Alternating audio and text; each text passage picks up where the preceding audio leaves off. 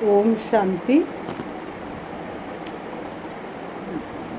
बाबा ने सुनाया आज, मीठे बच्चे तुम हो कर्म योगी, तुम्हें चलते फिरते याद का अभ्यास करना है।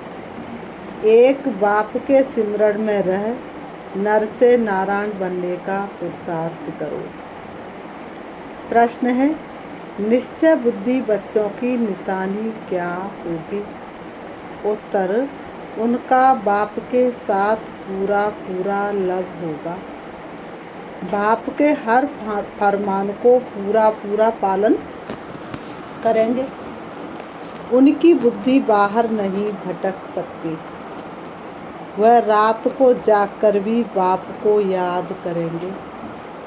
याद में रहकर भोजन बनाएंगे, क्योंकि कहते जैसा अन्न वैसा मन, जैसा पानी वैसी वाणी। गीत है, तूने रात गवाई सो के और दिन गवाया खा पी करके। रात हुई तो सो गए और दिन हुआ तो खाना पीना शुरू कर दिया। फिर भगवान को कब याद करेंगे? जो पल बीते तेरी यादों में वो पल अविनाशी होते हैं। तो कौन से पल अविनाशी किए तुमने सुबह से शाम तक? कितने पल प्रभु के अर्पण किए? ओम शांति। पहले तुम बच्चों को निश्चय होना चाहिए कि बाबा यहाँ का निवासी तो नहीं है ना। इसलिए आरती में गाते, पार ब्रह्म परमेश्वर परम धाम से यहाँ आकर हमको पढ़ाते हैं। क्या पढ़ाते हैं? ऊंचे ते ऊंचा बाप, ऊंचे ते ऊंची पढ़ाई, मनुष्य से देवता बनने की पढ़ाते हैं। ये पढ़ाई प्रसिद्ध है। इससे असुर से देवता अथवा बंदर से मंदिर लायक बनते हैं। इस समय मनुष्यों की शक्ल भल मनुष्य की है, परंतु विकार बंदर से भी जास्ती है। बंदर में क्या होते हैं? 5 विकार, और सबसे ज़्यादा तो मनुष्यों में भी 5 विकार है कि नहीं? बंदर से तो मनुष्य में बहुत ताकत है। सीख कर ताकत को पाते हैं। यहाँ भी कोई तो बाप से सीखकर स्वर्ग की राजधानी स्थापन करते हैं, कोई फिर साइंस सीख नरक का विनाश करते हैं। बरोबर स्थापना और विनाश का कार्य अब चल रहा है। एक तरफ सतयुगी नई दुनिया की स्थापना और दूसरी तरफ कलयुग पुरानी दुनिया का विनाश, दोनों ही कार्य चल रहे हैं। विनाश हमेशा पुरानी चीज़ का होता है। वह सब रावण को सलाम करते हैं। सिर्फ तुम ही हो जो राम को सलाम करते हो। तुम बच्चे राम और रावण दोनों को जानते हो। राम कौन है, रावण कौन है? तो राम कौन? सभी समझते हैं कि दशरथ का बेटा राम, लेकिन नहीं। एक राम दशरथ का बेटा, एक राम जगत निर्लेपा, एक राम घट घट में बैठा। तो कौन से राम को याद करते जो जगत से निर्लेप है? मनुष्य कहते हैं, व्यास ने गीता सुनाई, उसमें जो भगवान वाच शब्द लिखा हुआ है वह सत्य है, परंतु भगवान का नाम बदली कर झूठा कर दिया है। बाबा कितना समझाते हैं। प्रदर्शनी में सिर्फ एक बात ही समझ जाए कि गीता का भगवान निराकार शिव है, ना कि मनुष्य। ये भी समझते नहीं है। ये भी ड्रामा में नूद है। और उन्होंने कहा, ये 5000 वर्ष की जो फिल्म बनी है, ड्रामा मनुष्यों का ना समझना भी ड्रामा में नूद है। सिर्फ सन्यासी हैं जो अपने को दुखी नहीं समझते। वास्तव में वह भी दुखी है ज़रूर, परंतु कहते हम दुखी नहीं हैं। या तो कह देते शरीर दुखी होता है, आत्मा थोड़ी ही दुखी होती है। आत्मा सो परमात्मा है। तो ये सच्चा है कि गलत है? गलत है। आत्मा सो परमात्मा कैसे हो सकती है? वह कैसे दुखी होगी? ये उल्टा ज्ञान है। अब है ही झूठ खंड। भारत स्वर्ग था तो सचखंड था। बाप समझाते ड्रामा अनुसार दिन प्रतिदिन दुख बढ़ता ही जाएगा।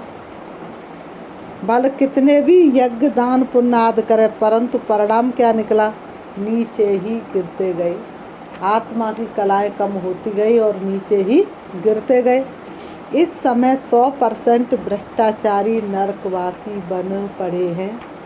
इसलिए बाप का आना ही ऐसे समय पर होता है, यदा यदा ही धर्मस्य ग्लानि।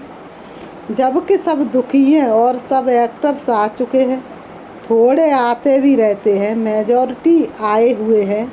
अर्जुन, अभी तो बहुत लोग दुखी होंगे, भगवान को याद करेंगे। तुमको तो भगवान खुद ही आकर के पढ़ाते हैं, तो कितना अच्छी रीति पढ़ना चाहिए।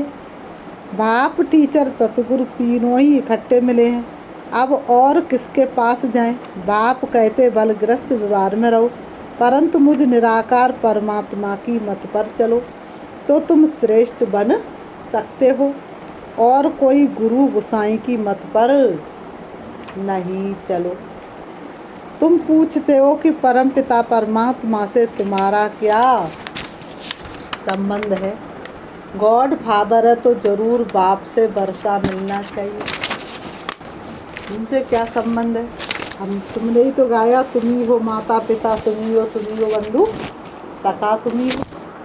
तो बाबा ने कहा तो जरूर बाप से वर्षा मिलना चाहिए। नई दुनिया का किसकी भी बुद्धि में नहीं आता है फादर माना रचयिता, स्वर्ग की रचना रचने वाला, परंतु ये है निराकार। आत्मा भी कैसी है? निराकार है। ये मनुष्यों को पता ही नहीं है आत्मा का रूप क्या है, परमात्मा का रूप क्या है। तो आत्मा का रूप क्या है? आत्मा भी लाइट स्वरूप। तो जैसा बाप वैसा बच्चा, तो आत्मा का स्वरूप लाइट स्वरूप, तो आत्मा के पिता परमात्मा का स्वरूप भी लाइट स्वरूप है। आत्मा अविनाशी है, परमात्मा भी अविनाशी। तीन चीज़ अविनाशी, आत्मा, परमात्मा और प्रकृति। इन तीन चीज़ों का कभी विनाश नहीं होता है, परिवर्तन होता है। जैसे सुनार सोने को नया नहीं लाता है, उसी को चेंज कर देता है, ऐसे ही ये तीनों चीज़ अविनाशी हैं। आत्मा, परमात्मा, प्रकृति। प्रकृति भी तमो प्रधान हो जाती है, आत्मा भी तमो प्रधान हो जाती है। तो शिव बाबा आत्मा को भी सतो प्रधान बनाते, तो आत्मा के साथ प्रकृति भी सतो प्रधान बन जाती है। हर एक आत्मा में अविनाशी पार्ट नूदा हुआ है। ये बातें जब सुनते तो मनुष्यों की बुद्धि चक्री में आ जाती है। जिन्होंने कल्प पहले वर्षा लिया वही पुरुषार्थ अनुसार सब बातों को समझ जाते हैं। अब तुम बच्चों की बुद्धि में पक्का निश्चय और बाप के साथ प्यार भी है। शिव बाबा फरमान करते हैं तो खाते पीते मुझे याद करो, याद से विक्रम विनाश होंगे और ऊंच पद भी पाएंगे। कोई तो भले यहाँ बैठे परंतु बुद्धि बाहर भटक रही है। जैसे भक्ति मार्ग में होता है, माया का राज्य है ना। गाते मेरे रोम रोम में बसने वाले राम, जगत के स्वामी अंतर्यामी, मैं तुमसे क्या मांगूं। वास्तव में रोम रोम में आज राम नहीं, 5 विकार बसे हुए और हर श्वास में भगवान से कुछ ना कुछ मांगते ही रहते हैं। बुद्धि बाहर चली जाती है तो धारणा नहीं होती। मुश्किल कोई बाप के फरमान पर चलते हैं। बाप कहते सिर पर पापों का बोझा बहुत है, इसलिए रात को जागकर मुझे याद करो तो तुमको बहुत मदद मिलेगी। चलते फिरते भी याद का अभ्यास करो, याद में रहकर भोजन बनाओ, इसमें बड़ी मेहनत है। घड़ी घड़ी भूल जाते हैं। बच्चों को अभ्यास बहुत अच्छी रीति करना है। 24 घंटे से 16 घंटे तो फ्री हो, बाकी 8 घंटे तो योग में ज़रूर रहना है। तुम हो कर्मयोगी। बाबा कहते सब कुछ करते मेरे सिमरण में रहो। नर से नारायण बनने का पुरुषार्थ करो तो घर बैठे भी जबरदस्त कमाई कर सकते हो। बड़े बड़े आदमी भी आएंगे परंतु टू लेट। समय जो बीत गया तो फिर पश्चाताप के अलावा कुछ भी कर नहीं सकते। तुम्हारे में भी बहुत है जो कहते हम लक्ष्मी को अथवा नारायण को भरेंगे, फिर घड़ी घड़ी भूल जाते हैं। ऐसे बहुत है जो कहते शिव बाबा इनमें आते हैं, ये बात हमारी बुद्धि में नहीं बैठती।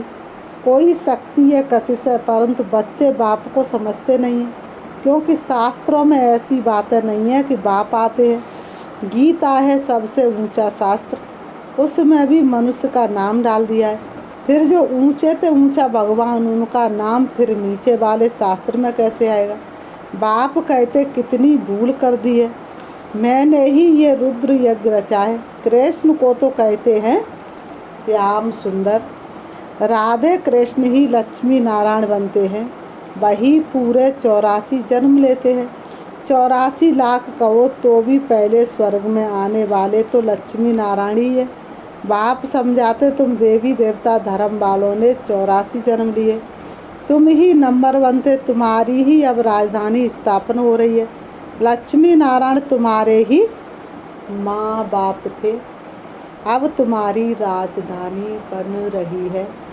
तुम अभी संपूर्ण बने हो, तुम अभी संपूर्ण नहीं बने हो, बनना है। बाबा कहते तुम बनने का पुरुषार्थ कर रहे हो, लेकिन तुम अभी संपूर्ण नहीं बने हो। बनना जरूर है, तब तो सूक्ष्म वतन में साक्षात्कार होता है। अपने को संपूर्ण फरिश्ते समझते हो, फरिश्ते बनने के बाद लक्ष्मी नारायण बनते हैं, उनका भी साक्षात्कार होता है। तब तुम भी बन रहे हो। कितना अच्छी रीति समझाया जाता है। आजकल स्कूलों में भी गीता पढ़ाते हैं, जो पढ़कर होशियार हो जाते हुए फिर दूसरों को पढ़ाएंगे तो पंडित बन जाते हैं। सुनने वाले ढेर फॉलोअर्स हो जाते। जबान मीठी है, अच्छी रीति श्लोक आदि कंठ कर लेते, मिलता कुछ भी नहीं है। तमो प्रधान बन गए हैं, बाबाई आकर सतो प्रधान बनाते हैं। सो भी नंबरवार पुरुषार्थ अनुसार ही बनते हैं। सब आत्माएं तो शक्तिवान नहीं हो सकती। का सब आत्माएं तो शक्तिवान नहीं हो सकती। बाप को सर्वशक्तिवान कहेंगे, लक्ष्मी नारायण को सर्वशक्तिवान नहीं कहेंगे। शक्ति की बात अभी होती है, अभी तुम राजाई ले रहे हो, अभी तुमको वर मिल रहा है। बाप कहते अमर भव जीते रहो, सतयुग में तुमको कभी काल नहीं खाएगा। वहाँ तो मृत्यु अक्षर ही नहीं है। ऐसे नहीं कहेंगे कि फलाना मर गया, सतयुग में ऐसे नहीं कहेंगे कि फलाना मर गया। तुम कहेंगे हम पुराना बूढ़ा शरीर छोड़कर नया लेते हैं। सतयुग में आत्मा का पूरा ज्ञान होता है, लेकिन परमात्मा का नहीं। महाकाल का भी मंदिर है, उसमें सिर्फ शिवलिंग रख झंडियाँ आदि लगा दी हैं। ऐसे बहुत पत्थर होते हैं जिनको सोना लगा रहता है, फिर घिस घिस कर बनाते हैं। नेपाल में नदी की रेती में सोना बहकर आता था। सतयुग में तुमको सोना बहुत मिल जाता है, अब तो सोना है ही नहीं, एकदम खलास हो गया है। खानियाँ सब खाली हो गई हैं। स्वर्ग में सोने के महल बनते हैं, फिर से हम अपने स्वर्ग की स्थापना कर रहे हैं। ऐसे बहुत बच्चे हैं लिखते हैं, बाबा हम आपके बन गए हैं, कभी देखा भी नहीं है। अभी तुम अमर लोक के लिए शिव बाबा से अमर कथा सुन रहे हो। निश्चय से ही विजय होती है, निश्चय भी पक्का होना चाहिए। फिर बाबा ने कहा अच्छा मीठे मीठे सिकीरते बच्चों प्रति माता पिता बाप दादा का याद प्यार और गुड मॉर्निंग रूहानी बाप की। रूहानी बच्चों को नमस्ते। हम रूहानी बच्चों की रूहानी बाप दादा को याद प्यार और नमस्ते नमस्ते नमस्ते। धारणा के लिए मुख्य सार नंबर 1, निश्चय बुद्धि बन एक बाप से पूरा पूरा प्यार रखना है। बाप के फरमान पर चल, माया पर जीत पानी है, माया जीते जगत जीत। नंबर 2, शरीर निर्वाह अर्थ कर्म करते कर्म योगी बनना है। याद का चार्ट 8 घंटे तक जरूर बनाना है। 8 घंटे तक शिव बाबा को याद जरूर करना है। वरदान, होली हंस बन व्यर्थ को समर्थ में परिवर्तन करने वाले फीलिंग प्रूफ भव। होली हंस बन व्यर्थ को समर्थ में परिवर्तन करने वाले फीलिंग प्रूफ भव स्पष्टीकरण है। सारे दिन में जो व्यर्थ संकल्प, व्यर्थ बोल, व्यर्थ कर्म और व्यर्थ संबंध संपर्क होता है, उस व्यर्थ को समर्थ में परिवर्तन कर दो। व्यर्थ को अपनी बुद्धि में स्वीकार नहीं करो। अगर एक व्यर्थ को भी स्वीकार किया तो वह एक अनेक व्यर्थ का अनुभव कराएगा, जिसे ही कहते हैं फीलिंग आ गई। इसलिए होली हंस बन व्यर्थ को समर्थ में परिवर्तन कर दो तो फीलिंग प्रूफ बन जाएंगे। कोई गाली दे, गुस्सा करे, आप उसको शांति का शीतल जल दो। ये है होली हंस का कर्तव्य। स्लोगन, साधना के बीज को प्रत्यक्ष करने का साधन है बेहद की वैराग्य व्रति। साधना के बीज को प्रत्यक्ष करने का साधन है बेहद की वैराग्य व्रति।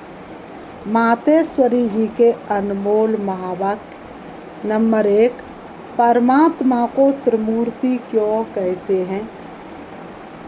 परमात्मा को त्रिमूर्ति क्यों कहते हैं? उन्होंने कौन से 3 रूप रचे? अवश्य उन्होंने 3 रूप ब्रह्मा, विष्णु, शंकर के रचे हैं। इसलिए परमात्मा को त्रिमूर्ति कहते हैं।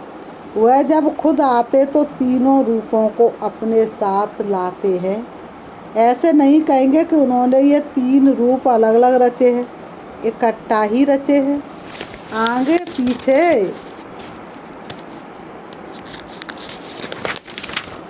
पीछे नहीं रचे। तो परमात्मा ही कहते हैं कि ये रचना मेरी है, क्योंकि मैं साकारी, आकारी और निराकारी तीनों सृष्टि का मालिक हूँ।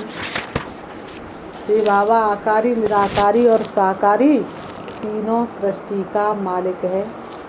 मैं साकारी लक्ष्मी नारायण देवता रूप में नहीं हूँ, वे तो साकारी दैवी गुणों वाले मनुष्य हैं और परमात्मा इन सब से अलग है। और मैं अव्यक्त देवता ब्रह्मा, विष्णु, शंकर भी नहीं हूँ। ये भले ये आकारी देवता पुनर्जन्म में नहीं आते हैं, मगर मैं वो भी नहीं हूँ। ये सारी मेरी डिपार्टमेंट है। जब मैं खुद आता हूँ तो सारी डिपार्टमेंट साथ में लेकर के आता हूँ और उन्हों द्वारा ही दैवी सृष्टि की स्थापना और आसुरी दुनिया का विनाश तथा नई सृष्टि की पालना कराने के लिए आता हूँ। मैं तो डायरेक्ट ऊपर से पवित्र आत्मा आता हूँ और मैं जिस मनुष्य तन में आता हूँ वह भी बहुत जन्मों के अंत के तमोगुण वाले हैं। उस तन में मैं प्रवेश होकर उनको भी पवित्र बनाता हूँ, जिसका भविष्य जन्म सर्वगुण संपन्न 16 कला संपूर्ण श्री कृष्ण है। क्योंकि परमात्मा तो सर्वगुणों का सागर विक्रमाजीत है, उनसे सेकंड नंबर श्री कृष्ण बनता है, जिसके फिर अंत का जन्म ब्रह्मा तन है। परमात्मा के मुआफिक पवित्र आत्माएं कोई भी नहीं है। कितना भी पुरुषार्थ कर ले, लेकिन परमात्मा की तरह कोई पवित्र बन नहीं सकते। उन्हों को पवित्र बनाना पड़ता है, इसलिए परमात्मा को ही सुप्रीम सोल कहते हैं। नंबर 2, बिगड़ी हुई तकदीर बनाने वाला परमात्मा है। स्पष्टीकरण, ये तो सब मनुष्य जानते हैं कि तकदीर बनाने वाला तो एक ही परमात्मा है। परमात्मा को कहा जाता है तकदीर का मालिक। वो आकर हम आत्माओं की तकदीर बनाते हैं। जो बिगड़ी हुई तकदीर है उनको नया बनाने वाला परमात्मा है। बाकी ये जो मनुष्य कहते तकदीर बनाना व बिगाड़ना परमात्मा के हाथ में है, अब ये करना सरासर भूल है। भाग्य की लकीर भगवान के हाथ में नहीं, भगवान भाग्य विधाता है। जब धरती पर आता तो भाग्य की कलम तुम्हारे ही हाथ में दे देता है। तकदीर बनाना परमात्मा के हाथ में है, परंतु जब मनुष्य उस तकदीर बनाने वाले को भूलते तब उसकी तकदीर बिगड़ जाती है। गोया तकदीर को बिगाड़ना मनुष्यों के हाथ में है। जब मनुष्य अपने आप को भूलते हैं, अपने बाप को भूलते हैं, तब ही मनुष्यों से उल्टा कार होने कारण वो अपनी तकदीर को लकीर लगाते हैं। पाप कर्म कब होता है? जब भगवान को भूल जाते हैं। तो बिगाड़ने वाला हुआ मनुष्य और बनाने वाला हुआ परमात्मा। तकदीर को बिगाड़ने वाला मनुष्य और तकदीर को बनाने वाला स्वयं पिता परमात्मा हुआ। इसलिए परमात्मा को सुखदाता कहते, ना कि दुखदाता कहते। देखो, जब परमात्मा स्वयं ही इस सृष्टि पर अवतरित होते हैं तो सभी मनुष्यों की बिगड़ी हुई तकदीर बनाते हैं, अर्थात सबको सद्गति दे देते हैं। तभी तो परमात्मा को सभी मनुष्य आत्माओं का उद्धार करने वाला कहते हैं। परमात्मा कहते, बच्चे मैं से संगम पर आए सबकी तकदीर बनाता हूँ। ऐसा नहीं कोई की तकदीर बने और कोई की ना बने, परंतु परमात्मा तो सबकी तकदीर बनाते हैं, क्योंकि सभी मनुष्यों का सारी सृष्टि से संबंध है। तभी तो परमात्मा के लिए कहते, तकदीर बनाने वाला जरा सामने तो आओ। परमात्मा को कहते, हे तकदीर को बनाने वाले जरा सामने तो आओ। तो यही सबूत है कि परमात्मा तकदीर बनाने वाला है। अच्छा, ओम शांति। आज बाबा के महावाक्य थे, मीठे बच्चे। तुम हो कर्मयोगी, तुम्हें चलते फिरते याद का अभ्यास करना है। एक बाप के सिमरण में रह नर से नारायण बनने का पुरुषार्थ करो। प्रश्न था, निश्चय बुद्धि बच्चों की मुख्य निशानी क्या होगी? उत्तर, उनका बाप के साथ पूरा पूरा लव होगा। बाप के हर फरमान को पूरा पूरा पालन करेंगे। उनकी बुद्धि बाहर नहीं भटक सकती। वह रात को जागकर भी बाप को याद करेंगे। याद में रहकर भोजन बनाएंगे। गीत कौन सा था? तूने रात गमाई और दिन गमाया खा पी करके। अच्छा, ओम शांति।